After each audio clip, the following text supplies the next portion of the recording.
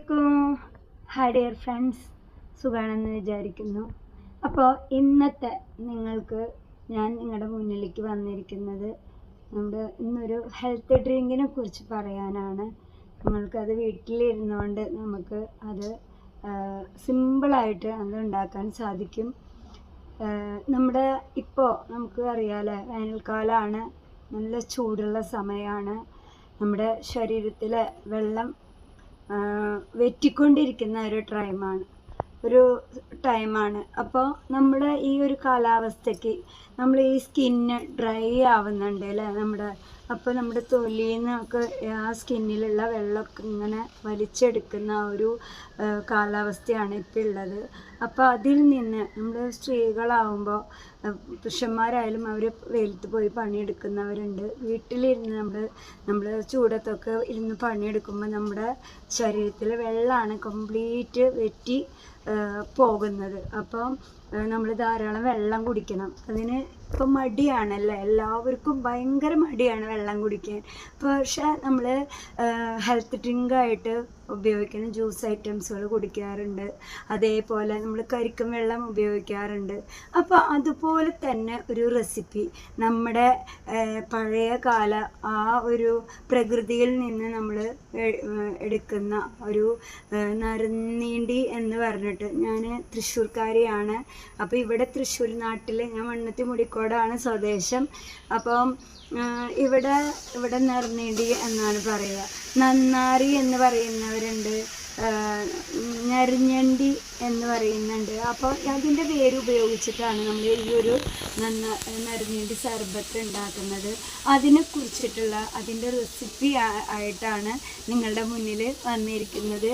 ഇപ്പോൾ നമ്മളുടെ ഹെൽത്താണല്ലേ നമുക്ക് മുഖ്യം, നമ്മുടെ ആരോഗ്യം. നമ്മൾ കുറേ കണ്ണി കണ്ട കുറേ എന്താ പറയുക, മറ്റുള്ള കടയിൽ നിന്ന് വാങ്ങുന്ന കുറേ ഡ്രിങ്ക്സുകൾ, ജ്യൂസ് ഐറ്റംസുകൾ മേടിച്ച് ഉപയോഗിക്കുന്നുണ്ട്. അതൊക്കെ ഹെൽത്തിന് കെമിക്കലുള്ളതാണ്.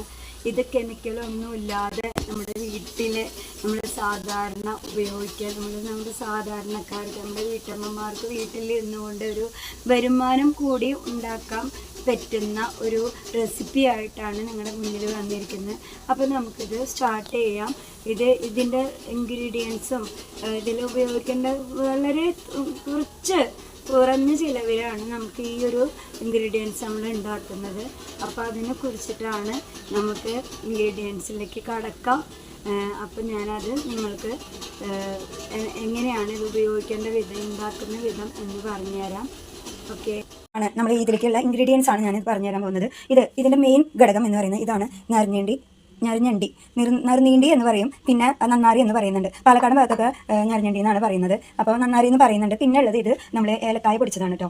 ഏലക്കായ പഞ്ചസാരയും കൂടിയിട്ട് പൊടിച്ചിട്ടുള്ളതാണ്. അപ്പോൾ ഇതാണ് നമ്മുടെ ഇൻഗ്രീഡിയൻസ്. പിന്നെ ഇതിലേക്ക് വേണ്ടത് പഞ്ചസാരയാണ്, പിന്നെ ഒരു മുട്ടയുടെ ഒരു വെള്ളയും. അപ്പോൾ അത് നമുക്ക് ഞാൻ ഇത് ഉണ്ടാക്കുന്ന വിധം ഞാനിത് കറക്റ്റായിട്ട് പറഞ്ഞുതരാം. ഓക്കെ, ഇൻഗ്രീഡിയൻസ് പറയുന്നത് നമ്മുടെ മുട്ടയുടെ വെള്ളയാണ് കേട്ടോ. ഒരു വെള്ള എടുത്താൽ മതി. അതെന്താണെന്ന് വെച്ചാൽ നമ്മുടെ പഞ്ചസാരയിലുള്ള അഴുക്കുകൾ പോകാൻ വേണ്ടിയിട്ടാണ് കേട്ടോ നമുക്കിത് ചേർക്കുന്നത്. അപ്പോൾ ഇതെങ്ങനെയാണ് ഉണ്ടാക്കുന്നത് എന്ന വിധം നമുക്ക് കാണിച്ചു തരാം. ഞാനിവിടെ ഒരു 10 കിലോ പഞ്ചസാര ഇതാണ് ഉണ്ടാക്കാൻ പോകുന്നത്. നമ്മുടെ ഞരഞ്ഞണ്ടി സിറപ്പാണ് ഉണ്ടാക്കാൻ പോകുന്നത്. ഇത് സിറപ്പാണ് കേട്ടോ, സർബത്ത് ഉണ്ടാക്കുന്നത്. ഇത് പാൽ സർബത്തായിട്ടും നമ്മൾ പാൽ സർബത്ത് ഉണ്ടാക്കുമ്പോൾ നമ്മൾ ഈ ഒരു സിറപ്പ് തന്നെയാണ് ഇതിൽ ചേർക്കുന്നത്. അപ്പോൾ നമുക്ക് ഇനി ഉണ്ടാക്കുന്ന വിധം ഞാൻ കാണിച്ചു തരാം. ഇനി അടുത്തത് നമുക്ക് ഉണ്ടാക്കാൻ പോകുന്ന വിധമാണ് കാണിക്കാൻ പോകുന്നത്. ആദ്യം ഇത് ഒരു കട്ടിയുള്ള പാത്രം വേണം നമുക്ക് യൂസ് ചെയ്യാൻ. സ്റ്റീൽ പാത്രം ഒന്നും പറ്റില്ല, പെട്ടെന്ന് അടി പിടിക്കും. അപ്പോൾ ഞാനിത് സ്റ്റാർട്ട് ചെയ്യാണ് കേട്ടോ. അപ്പോൾ നമ്മൾ ആദ്യം തന്നെ സ്റ്റൗ കത്തിക്കാം.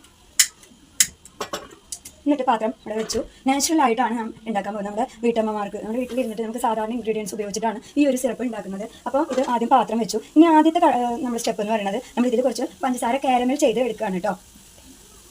ഈ ഒരു അളവും കൂടി എടുക്കുകയാണ്. നമുക്ക് ഇതൊക്കെ കൈക്കണക്കാണ് കേട്ടോ. അപ്പോൾ നമുക്ക് ഇതിലോട്ട് ഇട്ടിട്ട് നമുക്കിത് നന്നായിട്ട് ഇനി കാരമൽ ചെയ്തെടുക്കാം. അപ്പോൾ അടി കരിയാതെ വേണം നമുക്കത് ഉപയോഗിക്കാൻ കേട്ടോ. നമ്മുടെ കൈയൊന്നും ഇത് ശ്രദ്ധിച്ചിട്ട് വേണം ഇത് ചെയ്യാൻ. കാരണം നമ്മളിത് നന്നായിട്ട് നമുക്കിത് മെൽറ്റ് ആവുന്നത് വരെ നമുക്ക് ഇടയ്ക്കൊന്ന് ഇളക്കിക്കൊണ്ടിരിക്കാം കേട്ടോ. നമ്മൾ അടി പിടിക്കാതെ വേണം നമ്മളിത് ഇടയ്ക്കിളക്കി കൊടുക്കാനും. ഇത് മെൽറ്റായി വരുന്നത് വരെ നമുക്ക് നമ്മുടെ കൈയൊന്ന് ഇടയ്ക്കൊന്ന് ഇളക്കി കൊടുക്കണം കേട്ടോ. തിളച്ച് വരുന്നുണ്ടോ? ഇനിയിപ്പോൾ ഗോൾഡൻ കളറായിട്ട് വരുന്നുണ്ട്. അപ്പോൾ പക്ഷേ നമ്മളിത് ഇടയ്ക്ക് ഇളക്കിക്കൊണ്ടേ ഇരിക്കണം കേട്ടോ. ശ്രദ്ധിക്കണം, നമ്മളിവിടെ നിന്ന് മാറിപ്പോകരുത്, കരിയും. അപ്പോൾ കരിഞ്ഞൊരു സ്മെല്ല് വരും കേട്ടോ. അപ്പോൾ ഇതിപ്പോൾ ഗോൾഡൻ കളർ ആയിക്കൊണ്ടിരിക്കുകയാണ്. നമ്മളിത് നല്ലോണം ബ്രൗൺ കളറാവണം, അതായത് ചോക്ലേറ്റ് കളർ ഉണ്ടല്ലോ, അത് ആവണം കേട്ടോ. എന്നിട്ട് നമുക്കിത് നന്നായിട്ട് മെൽറ്റ് ചെയ്തെടുക്കാം. ഇത് കണ്ടോ, അതിൽ കണ്ടോ ഗോൾഡൻ കളർ വരുന്നത്. അതിൽ നന്നായിട്ട് നമുക്ക് ഇളക്കി കണ്ടോ. ഇനിയിപ്പോൾ നമ്മുടെ ഒരു അരഭാഗം 3/4 ഭാഗം ആയിക്കൊണ്ടിരിക്കുന്നുണ്ട്. അപ്പോൾ 3/4 സ്റ്റേജ് ആയിട്ടുണ്ട്. അപ്പോൾ നമുക്ക് ഇളക്കിക്കൊണ്ടേ ഇരിക്കാം കേട്ടോ. ഒഴിക്കണം കണ്ടോ, തിളച്ച് വരുന്നുണ്ടോ, അടിയിൽ കട്ട പിടിക്കാതെ വേണം നമ്മളിത് മുഴുവൻ ഇതിലേക്ക് പണിപ്പിക്കുക. ഇത് മെല്ലെ നമ്മുടെ കയ്യിലേക്ക് ആവി വരാത്ത വിധത്തിൽ വേണം നമ്മളിത് ഇളക്കി കണ്ടോ. അപ്പോൾ അതിന് കണ്ടോ നമ്മുടെ മേത്തേക്ക് ഇത് വരാൻ സാധ്യതയുണ്ട്. അപ്പോൾ അത് ശ്രദ്ധിച്ചിട്ട് വേണം കേട്ടോ ഇത് ഇളക്കിയിട്ട് ഇതാക്കാൻ. വളരെ ശ്രദ്ധയോടുകൂടി ചെയ്തില്ലെങ്കിൽ നമുക്ക് നമ്മുടെ കയ്യിലേക്ക് ഇതിൻ്റെ ആവി പെട്ടെന്ന് നമ്മൾ എടുക്കും കേട്ടോ. അപ്പോൾ അതുകൊണ്ട് ശ്രദ്ധിക്കുക കണ്ടോ. ഇത് നന്നായിട്ട് വേണം ഇതിൽ യോജിപ്പിക്കുക കണ്ടോ. കട്ടയായിട്ട് വരുന്നുണ്ടോ. അപ്പോൾ കട്ടയൊക്കെ ഇത് ഇളകി പോകണം. അടിയിൽ നന്നായിട്ട് നമ്മൾ വേണം ഇളക്കാൻ, തെറിക്കാതെ വേണം